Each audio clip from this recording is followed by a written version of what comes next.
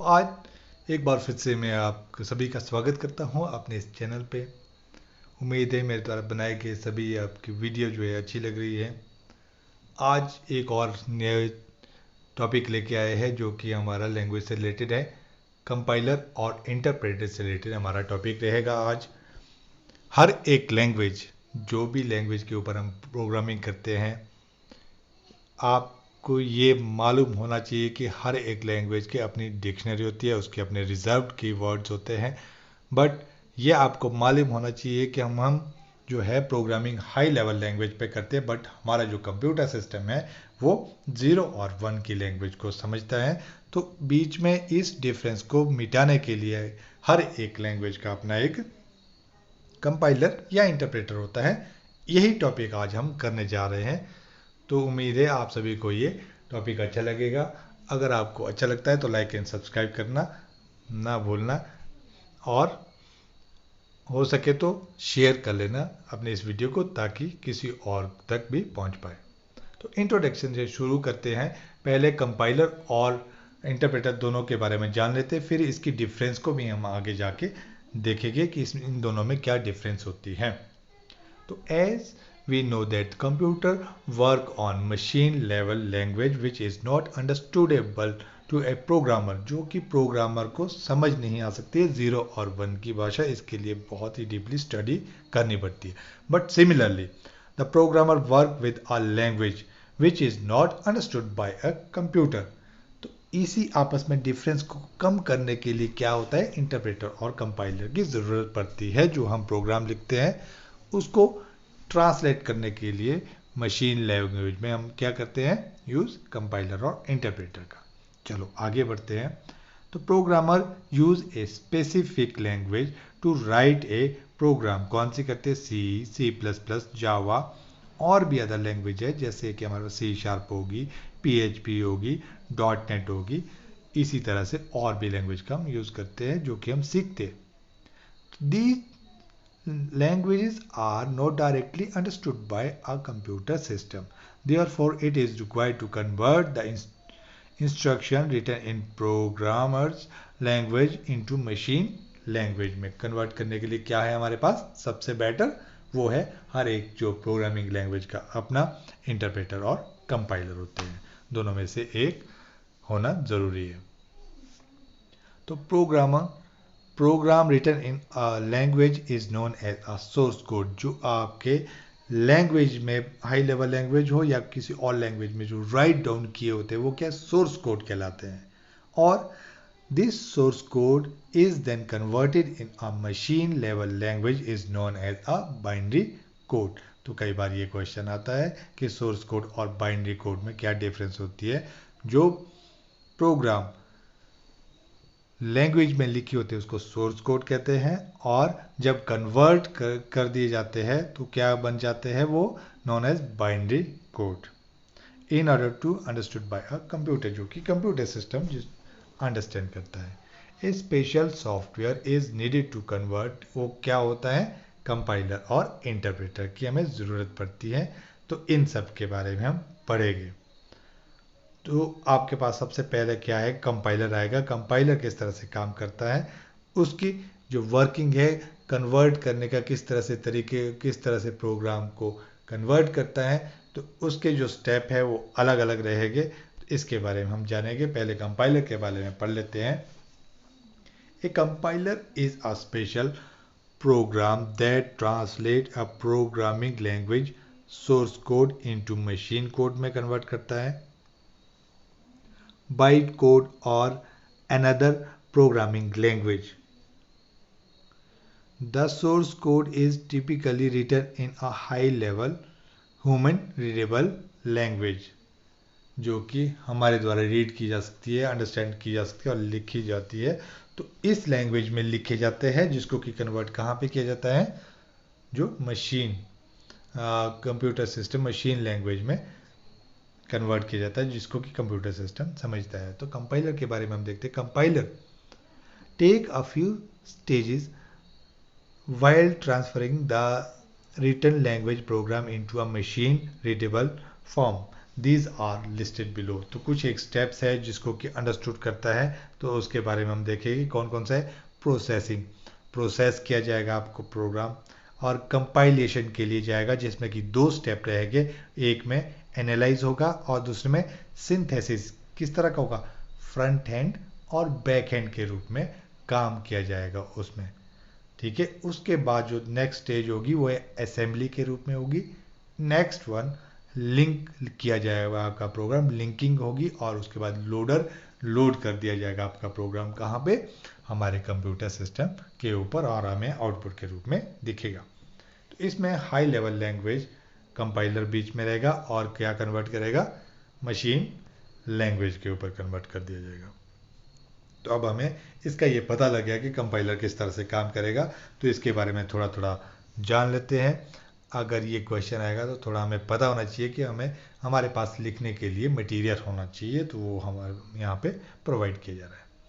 तो फर्स्ट देखो processing. Processing क्या है, this stage remove code other than source code like a comment and add. Comment और add को क्या है, रिमूव कर दिया जाता है। The code which is necessary for the execution of a program. तो आपके प्रोग्राम के एग्जीक्यूशन के लिए ज़रूरी प्रोसेस है। नेक्स्ट हम चलते हैं कंपाइलेशन में। इसमें हमने 2 चीज़ें देखी थी। एनालिसिस में जो आपका फ्रंट हैंड के रूप में कौन सा काम होगा ये देख लो। तो एनालिसिस फेज डिवर्ट्स ए स्विम्बल बना लेता है, स्विम्बल के रूप में काम करेगा। स्विम्बल का टेबल में by all the token of source code. तो सोर्स कोड के किस तरह क्या बनाएगा, स्विम्बल टेबल बना देगा। उसके बाद सिंथेसिस फेज में this phase create a syntax tree after pressing the source code. जैसे ही सोर्स कोड जाएगा तो ये ट्री के रूप में बनाएगा। A syntax tree a synthetic tree of source code. किस तरह का, ये एग्जांपल्स यहाँ पे समझ आ जाएगा हमारे पास। फॉर एग्जांपल क्या है, सिंटैक्स ट्री में हमारे पास क्या है, 4 मल्टीप्लाइड बाई 5 एंड एडिशन क्या है 9। तो इसको किस तरह से रिप्रेजेंट करेगा जब ये ट्री के रूप में लिखेगा, तो यहाँ पे देखो 4 एंड 5 और इसकी ट्री कहाँ पे मल्टीप्लाइड में बनाएगा, और जो +9 अलग से है उसको अलग से एक ट्री के रूप में फॉर्म में दिखा देगा। तो इससे आपको ये क्लियरली पता लग गया, हमें ये चीज़ें नहीं दिखती है। प्रोसेस क्या है, कंपाइलर इंटरनल रूप से बैक हैंड में बैक रूप से अपने आप करता है। थर्ड पे किस तरह से कन्वर्ट करेगा, असेंबल करेगा, असेंबली। तो this phase develop object code with the help of instruction received from assembly level and object code is kind of machine code. तो ऑब्जेक्ट कोड कैसा होता है, मशीन कोड की तरह होता है। असेंबल कर देगा, दैट मीन्स आपका प्रोग्राम को अब वहाँ पे मशीन कोड को सौंपने की तैयारी चल जाती है। अब सौंपेगा कौन, लिंक कौन करेगा, लिंकर, लिंक के द्वारा किया जाएगा ये प्रोसेस। तो this code generated from this phase is actually binary code, but still computer is not able to execute the code because the important library required, क्योंकि वहाँ पे लाइब्रेरी की रिक्वायरमेंट की ज़रूरत होती है, for execution are still not linked with the code, तब तक लिंक नहीं होता है। This work is carried out by linker. तो ये क्या किसके द्वारा होता है, लिंकर के द्वारा लिंक क्रिएट किया जाता है जो डिक्शनरी के साथ है। उसके बाद लोडर, जैसे कि पता चल रहा है कि लोड कर देगा, जो कि आपका पूरा प्रोसेस है जब पूरा प्रोग्राम कंपाइल हो जाता है। तो loader is a part of computer which load and executable file in memory. Now computer can run this executable file without the help of additional software. तो आपका जो प्रोग्राम है वो रन होने के लिए तैयार हो जाता है, जैसे कि यहाँ पे इमेज में भी दिखाया गया है। तो बाकी सारे जितने भी प्रोसेस होने के बाद हमारा प्रोग्राम क्या है, कन्वर्ट हो जाता है। अगर हमारे प्रोग्राम पे एरर होता है तो एरर दिखाया जाता है, अदरवाइज जो आपकी आउटपुट है वो हमारे सामने आ जाती है। इसके बाद इंटरप्रेटर के बारे में हम पढ़ लेते हैं कि इंटरप्रेट किस तरह से काम, तो ये कंपाइलर की तरह ही करेगा, बट इनकी जो वर्किंग है वो थोड़ी अलग है। किस तरह से, इसको जान लेते हैं। The working of an interpreter is like a compiler. It also convert source code to machine understandable code के रूप में, मशीन कोड के रूप में कन्वर्ट करता है. But it is different from compiler in some different manner. किस तरह से डिफरेंट है देख लेते हैं. यहाँ पे 3 यहाँ पे पॉइंट लिखे, इससे क्लियर हो जाएगा कि it convert a program line by line adding required libraries. तो लाइन बाय लाइन कन्वर्ट करता है. सेकेंड नंबर पे देखिए कि मीनिंग, तो meaning before the conversion of a second line first line get completely executed. तो हमारे पास सेकेंड लाइन पे जाने से पहले ये फर्स्ट लाइन को पूरी तरह से कंप्लीट करता है. अगर उसमें एरर आता है तो उसको शो आउट दिखा लेता है, अदरवाइज नेक्स्ट लाइन में मूव हो जाता है. थर्ड देखो, interpreter follow same manner of conversion and execution for the whole program.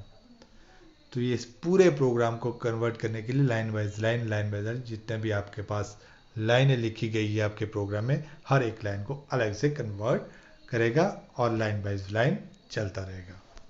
तो ये इसका प्रोसेस होगा. आप इस इमेज से बहुत क्लियरली अंडरस्टैंड कर पाएंगे कि एक आपका कंपाइलर किस तरह से काम कर रहा है, पांचों की पांचों लाइनें कन्वर्ट कर रहा है. बट अगर नीचे आप बिलो यहाँ पे देख लो तो इंटरप्रेटर जो है पांचों लाइनें अलग अलग रूप से कन्वर्ट करके कंप्यूटर सिस्टम को सौंप रहा है ताकि वो समझ पाए. तो इससे आपको क्लियरली पता चल गया होगा. तो अब हम आगे चलते हैं और इसकी हम डिफरेंस के बारे में भी अब जान लेते हैं. हमें कंपाइलर और इंटरप्रेटर का जो वर्किंग है वो प्रोसेस हमें पता चल गया है. अब हम इसकी क्या है कि थोड़ी डिफरेंस के बारे में भी जान लेते हैं ताकि हमारा क्लियर हो जाए कि क्या डिफरेंस है इसमें. तो सबसे पहले कंपाइलर और इंटरप्रेटर देख लेते हैं.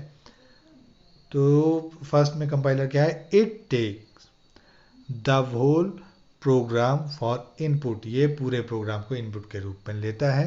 But interpreter take one line as input. तो ये क्या है, वन लाइन को इनपुट के रूप में लेता है. तो इसके बाद हम देखते हैं यहाँ पे सेकंड हमारे पास क्या आएगा, it develops a middle object code of a program.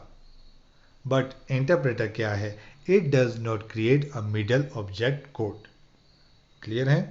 Next चलते हैं थर्ड पे. यहाँ पे this process required a much memory. क्यों, क्योंकि एक साथ ही पूरा प्रोग्राम यहाँ पे कन्वर्ट किया जा रहा है और this process does not require a much memory. Next one देखते हैं, it shows all error together with line number. ये एरर क्या है, सारे एरर को आपके साथ दिखाएगा क्योंकि पूरा प्रोग्राम को एक साथ रीड कर लेगा. बट इसमें क्या है, it continues by showing error from one line at A time. तो वन लाइन में आपके पास दिखाएगा क्योंकि ये एक टाइम पे एक ही लाइन देखेगा. After successful compilation of a program compiler is not further needed. क्योंकि आपका पूरा प्रोग्राम रीड किया जा चुका है इसके अंदर. तो for every run of a program interpreter is needed even after successful interpretation. क्योंकि आपको नेक्स्ट जो आपने वहाँ पे लाइन कन्वर्ट करने के लिए उसके लिए इंटरप्रेटर की ज़रूरत पड़ती है. तो लास्ट में देखते हैं, it decrease the workload because a compiler is not needed again and again for a program. क्योंकि आपका पूरा जो प्रोग्राम है वो रीड किया जा चुका है तो इसकी ज़रूरत हमें नहीं पड़ेगी. बट यहाँ पे क्या, it is continuous requirement increases workload. तो इसकी हमें क्या है, ज़रूरत पड़ती रहेगी और इससे क्या होगा, हमारे पास है वर्कलोड भी पड़ेगा. तो आई होप आपको ये जो मैंने यहाँ पे बताया है कंपाइलर और इंटरप्रेटर को अलग से समझाया है और इसकी डिफरेंस भी आपके सामने रखी है. इससे आपका जो ये क्लियर हो चुका होगा दोनों के बारे में. अगर ये वीडियो आपको अच्छी लगती है तो लाइक एंड सब्सक्राइब करके आप किसी और के साथ भी इसको शेयर कर सकते हैं. और वीडियो को देखने के लिए आप डिस्क्रिप्शन में जाके क्लिक कर सकते हैं. Thanks for watching the video.